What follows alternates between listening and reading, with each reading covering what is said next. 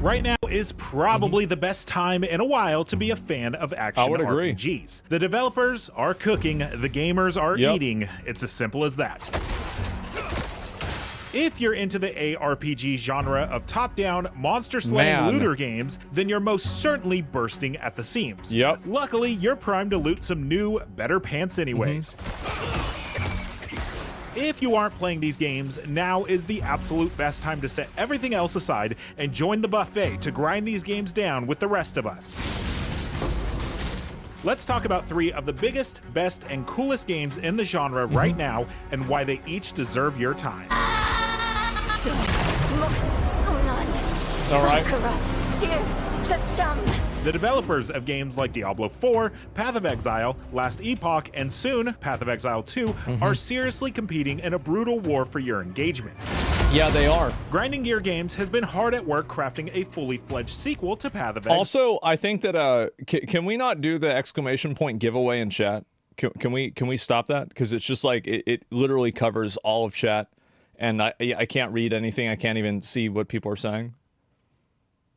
Yeah, just blacklisted or something.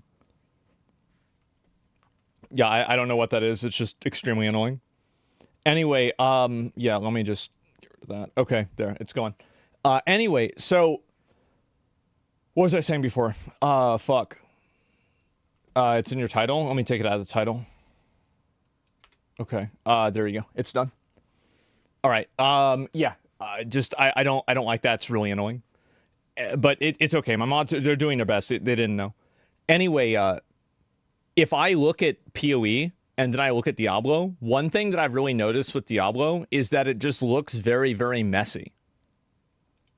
Sequel to Path of Exile. I don't know. Like, does that make sense? Been going strong for more than a decade, and even recently hit an all-time peak. Yeah, Not it just feels extremely messy. Player counts, but in the quality of new content as well.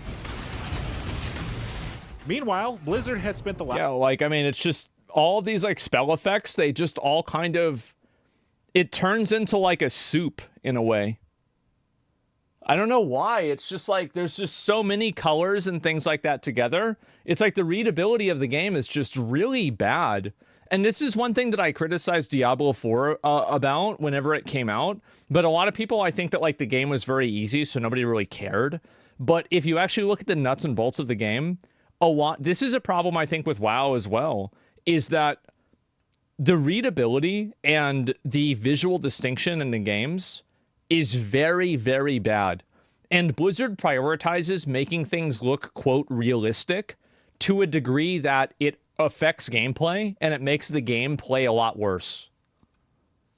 Last year reacting to critical feedback from its fan base to turn Diablo 4 around and introduce meatier in-game iterations. Like, am I crazy for, like, what I'm saying about how, like, everything just feels, like, very, like, pixel soupy? That's the way at least I see it. Players satisfied. Yeah, can't see shit. Yeah, exactly. And we're not just getting ARPGs from legendary, iconic game studios. There's also the newcomer, so much random Last stuff Epoch from 11th Hour Games. Where it's like, you can see with Last Epoch, like, the spell effects are not overpowering, and they're very defined, and it's easy to see, like, where things end and begin. Studio that built a hit game that was mostly birthed out of a Reddit conversation. Yeah. See, about 8 years ago, Reddit user MoxJet200 made a post on the social media forum asking for input from other ARPG fans on what features would make for a great entry to the genre. That user, Judd Cobbler, is now founder and CEO of 11th Hour Games, the developers of Last Epoch, a studio with talent from all over the world working to keep this game going. While there are other notable ARPGs... And you can see how, like, in this game, there's very clear and obvious visual distinction, so you can clearly see what you're in and what you're not in. It's actually one of the biggest reasons why I stopped raiding in WoW. It's that I just felt like the game was messy and it was annoying to play. Straight up. Like, I thought it was just like... Because everybody... And in WoW, it doesn't matter because you have, like, all these add-ons and things that play the game for you. But... I just don't want to deal with that. Too much going on sometimes. Yes, it's so weird. Visual clutter, like effect diarrhea, makes me not want to play a game. Yeah, exactly. It just looks terrible. It's on purpose annoying is the issue too. Yeah. Out there in the wild, Diablo 4, Path of Exile, and Last Epoch come together to keep us well fed throughout the year with regular seasonal or league content updates. And it's like PoE 1 is really bad about that too, but that's because of like, the reason why PoE 1 is really bad is because it's had 10 years of spell effect bloat. Like with Diablo 4, there's no excuse. The game just came out. Let's talk about Diablo 4, a game that managed to have a significant redemption arc after many players dismissed it shortly after launch and a few unfavorable seasonal releases. When Diablo 4 first released back in 2023, it felt slow and monster density was about as low as player morale. The game quickly came under fire for its lackluster in-game design, especially which, by the way, it still has. I mean, compared to other ARPGs that's been released since Diablo 3, which effectively altered how players engaged in these types of games. Blizzard has been quick to react, releasing season after season of meaningful content updates that stuck around permanently in the game. To be fair, I think that Diablo has improved a lot, and it's much better than it was. That doesn't mean that it's good, but it is a lot better than it used to be, and it has improved. That's what I would say. This feels like a direct result of healthy competition in the genre. While grinding gear games implemented new ways to ease the quality of life in the endgame with Settlers of Calgar and the introduction of gold and auto mappers, Blizzard shook up the very fabric of their game to change its pace, the weight of their itemization, and overall relevance of content. Yeah, they just basically took Last Epoch system. Necessary to maintain players over the course of their seasons. Otherwise, player numbers dwindle as they have other avenues to satisfy the craving of deleting hordes of monsters on their screen. So, if you were one of the many action RPG fans let down, well, this is like another issue that I think Blizzard has in a lot of games. I think it happens in WoW, is that they get fixated on this idea that players need to play the game in a certain way. And they make the game worse for people that are playing the game in the way that they want to. So it's like their mentality is that you need to play the game this way, and we're going to make you play the game this way. Like a good example is like, remember, I think it was like season 3 where you're in like all these trap rooms or you couldn't just like go through the monsters really fast. That's what people want to do. So, like, why are you stopping people from playing the game the way that they want? Why are you telling them that this is the way that they want to play the game? They don't want to play the game that way. Stop trying to make them play the game that way. And so, like, that's, I think, the biggest issue that I think Blizzard has, like, I would say, you know, in terms of, like, philosophy. But finally subs are on? Yes, finally, right? It's been a very common thing. Diablo 4 early on, it's definitely worth a second. They prevented broken builds too. Diablo 4 Season 5's Infernal Hordes in-game activity is a perfect example of Blizzard listening to player feedback. Players asked for monster density, players got monster density. Yep, they did. Jumping into the Infernal Hordes feels like a completely different game than what we got with Diablo 4's vanilla release. But it's like, you see what I'm saying, right? It's like, what the fuck is going on? Like, how are you supposed to... Like, as a player, how are you supposed to pay attention and know what's happening? Like, and that's what I'm really trying to say. I'm like, you can't tell? Yeah, exactly. Like, in so many cases, you literally can't tell what's happening on the screen.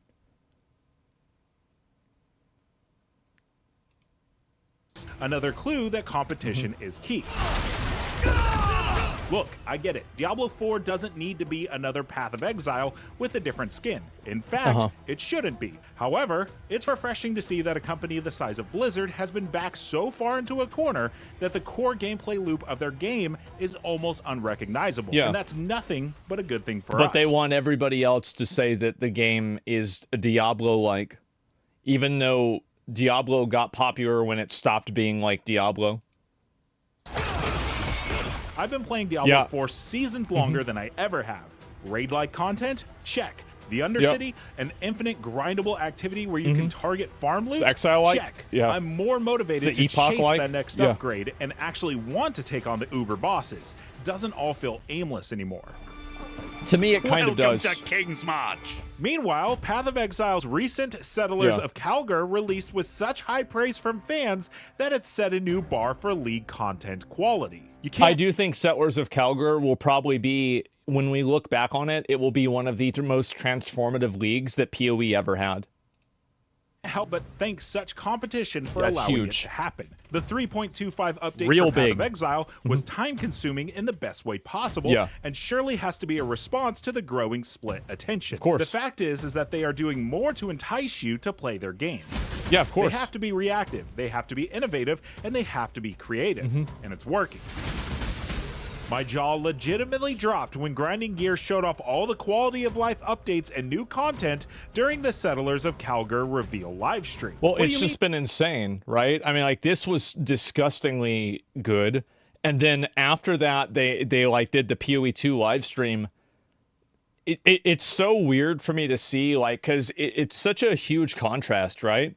Whenever you look at like the way that a game development company that knows what they're doing like approaches things versus a company that's just, I don't know, like I don't know what are they doing over at Blizzard? What are they doing over in places like EA? Like what's happening at BioWare? Like how does this happen? Like, you can hire NPCs to grind while Ubisoft. I grind. It was a dream come true for a dream I didn't even know I had. There have been nothing but promising updates for Path of Exile 2, and this most recent release for its predecessor gives me nothing but faith in what's waiting for us in the sequel. Not only will Grinding Gear Games be continually adding content to Path of Exile 2, they will also still support the original Path of Exile with regular leagues as normal. They've even alluded this is what I think. This is the reason why PoE 2 is going to be successful, is because they're not replacing PoE 1. Because if they were replacing PoE 1, there would probably be a lot of vestigial systems and functions that PoE 2 has because that PoE 1 had them. But PoE 1 existing independently of PoE 2 gives the developers the opportunity to just kind of completely wipe the slate clean and say, okay, if you don't like the way it is now, you can go back and play the old version. That's why it's so good.